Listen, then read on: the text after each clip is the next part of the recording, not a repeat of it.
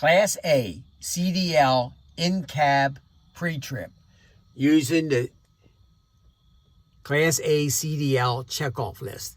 We have about 9 items to check.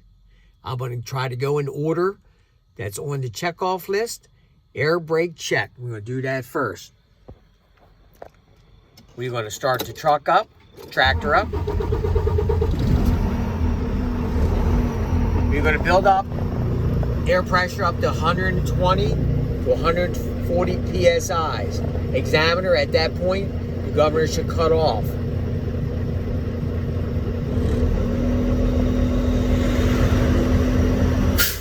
We just heard the hiss.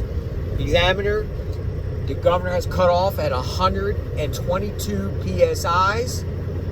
It is working properly.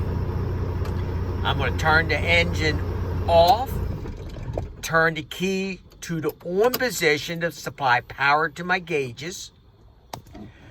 I'm going to push in my parking brake and my trailer valve brake, release them, and I'm going to allow air pressure to stabilize.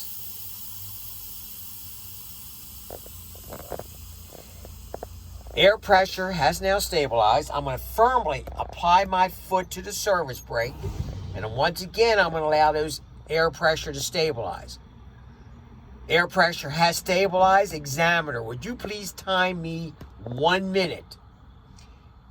It's the low air, it's the step 2 air leakage test. He says 1 minute's up. I give him the results. This combination vehicle did not lose more than 4 PSIs in the 1 minute. Test number 3 of the third part of this is the low air warning devices. It should be fanning down to about no less than 55 PSIs. It should activate before the pressure drops below 55. And once where it drops, I'll give him the results.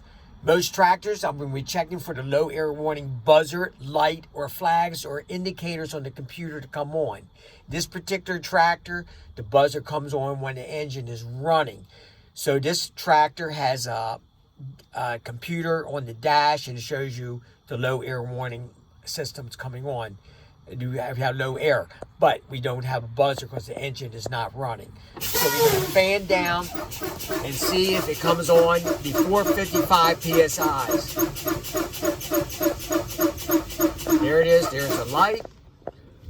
And also, if we look on the dash, we have brake air pressure is low, brake air. So we have all my flags, and it's all working. Now, if the engine was running, on this particular tractor, I would have my buzzer working too. But most tractors in most schools, the buzzer will work with the engine not running. So all tractors are not the same. It is your responsibility to explain that to the examiner if that's the case. Okay, so that's working. Now, my low air warning buzzer is working. So if I turn the tractor on, you'll hear the buzzer. Now, doing the step number 4, the tractor protection valve operation.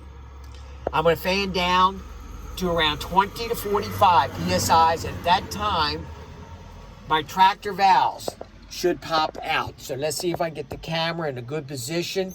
I'm going to fan down. It should pop out no less than 22. So you see that red sit.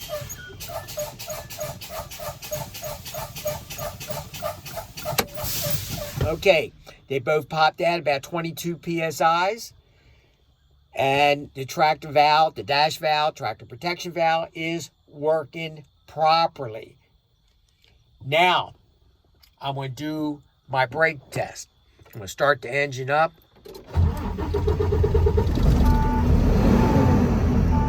Now you can hear the buzzer. If you can, I don't know if you can hear it behind the engine, but there's a buzzer going on right now because I have low air. So all tractors but there's still the student's responsibility to inform about the manufacturer specification on a particular tractor that you might have. If you don't, then you could fail your test. You've got to communicate clearly with your examiner. So, while I'm building up air pressure before I'm going to do my brake test, I'm going to check my indicators. My right turn indicator's working properly. My left turn indicator's working properly. My four-way indicator's working properly. I'm going to check my high beam indicator just came on. That's working properly.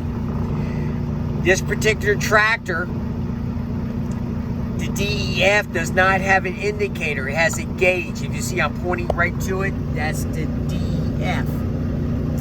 Some tractors have an indicator. And your DEF indicator will be about 4 or 5 lights. It'll be under the fuel gauge. So if you have a DEF, if you have indicators, you've got to check that off. The ABS, when we started up, the ABS light came on and then went off, indicating that the system is working properly. This one is malfunctioning, but that's the ABS. I'll check that it came on and went off, and that the ABS system is working properly. Okay, we're going to do the brake test. I'm going to check my tractor brake first. I'm going to release my trailer brakes and put it in first gear. And I'm going to do a little tug. And that's working properly. The parking brake is held. I'm going to release the trailer brake, push in the tractor brake. Now I'm going to check my trailer brake. Give it a little tug.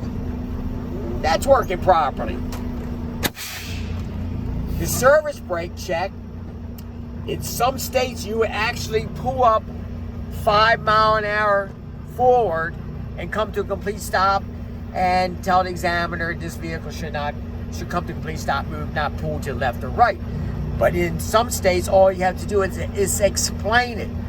Examiner, I'll check my service brake, I'll drive 5 miles an hour forward, firmly apply my service brake, and this combination should not pull to the left or the right, and should come to a complete stop and not pull to the left or right.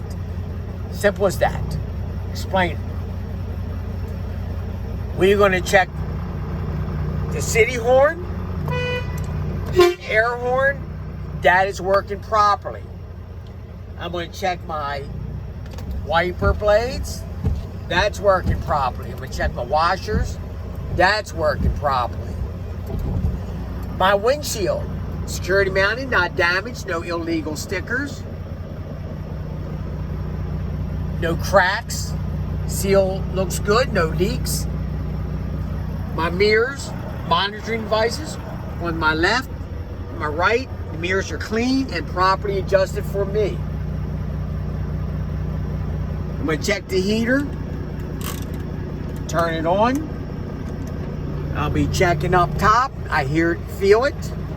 Come back and I'll put it on, that's the frost, put it on heat. Look, put my hand underneath and say that's working properly. So my heater and the froster is working properly.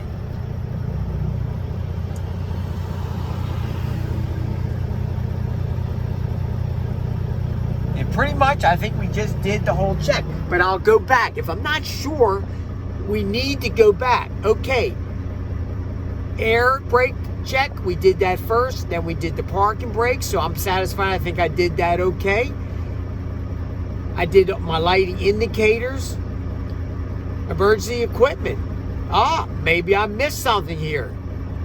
So, examiner, on my left side of my driver's seat, I have a fire extinguisher, security mounted to the floor, properly rated, fully charged. On my right side, behind me, I have my 3 reflected triangles, and they all present.